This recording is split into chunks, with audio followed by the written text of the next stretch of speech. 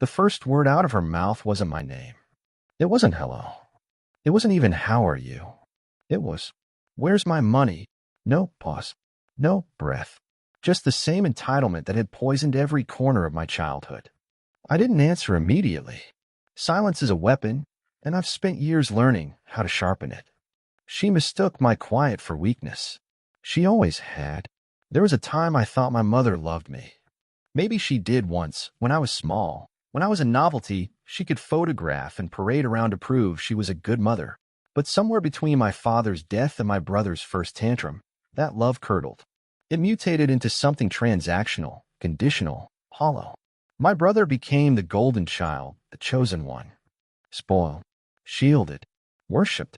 He wrecked cars, and she replaced them. He burned bridges, and she rebuilt them. He failed, and somehow it was always someone else's fault. And me? I was the workhorse, the soldier, the provider. I worked, earned, and quietly paid her bills while she sang his praises to anyone who'd listen. I swallowed the injustice. I told myself it didn't matter. That family meant sacrifice. That one day she would see me really see me. But the truth didn't come in some tender revelation.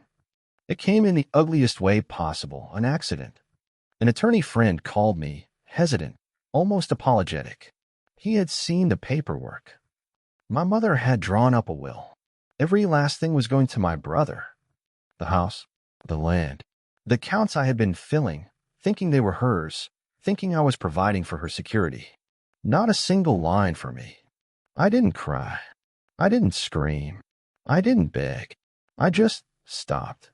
Stopped visiting. Stopped sending checks. Stopped pretending I was anything but her safety net. For the first time in my life, I cut the cord. 1 month later, the phone rang. Her number flashed on the screen. I answered, curious to see which mask she'd wear this time. The grieving widow, the fragile mother, the doting parent. But there was no mask. Just greed. Where's my money? I almost laughed. Almost. Instead, I asked calmly, why don't you call your heir? I hear he's rich in promises. There was silence on the other end. The kind of silence that reveals truth. She hadn't told him. Of course not. She couldn't risk him knowing how much of her life was propped up by me. Then came the next act. The soft voice. The guilt. The manipulation. You know, I need you. You've always taken care of me. Yes, I had. And she had weaponized it. You made a choice, I reminded her. You chose him. That was just paperwork, she snapped, dropping the act in a heartbeat. You're still my child. You'll still help. Paperwork. That's what I was to her. Ink on a page, easily erased. I could have walked away then forever. But no, I don't leave debts unpaid. Not hers. Not my brother's. So I planned. Not with rage, but with precision. First, I called the bank. Every account in my name, every joint asset where my money had kept her afloat, I severed them. Utilities, mortgage, auto payments, insurance premiums, gone. Then I called her creditors calmly and respectfully, explaining that she had no income of her own, that all future communication should be directed to her beneficiary. Finally, I turned my attention to my brother. Not directly, of course. Whispers spread faster than wildfire in our family. A word here, a nudge there, through old friends and family acquaintances who thrived on gossip. It didn't take long for him to hear the truth, that the will was a hollow promise, that every luxury our mother flaunted was bankrolled by me, that he wasn't inheriting an empire, just ashes.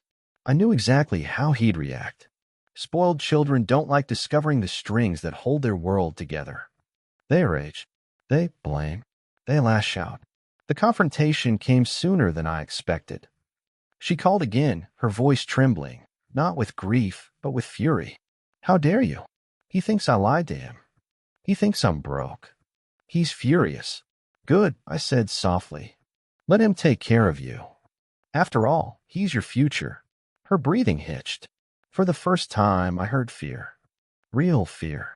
Because she knew the truth, my brother wouldn't lift a finger for her unless there was something in it for him. And she had already promised him everything. The last time we spoke, she didn't yell. She begged. Please, just a little help until things settle. I pictured every birthday she forgot, every graduation she skipped, every time she told me to be grateful while handing my sacrifices to him. And then I pictured her will, her betrayal, written in black and white.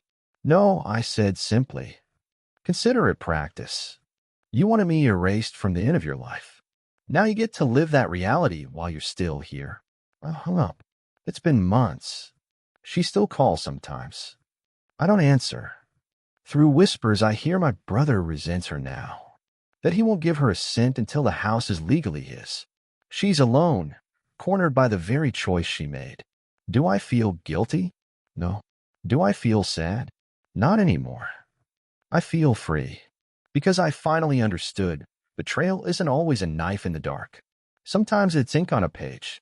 Sometimes it's a mother who forgets that love is proven, not purchased. And sometimes the sharpest revenge is silence.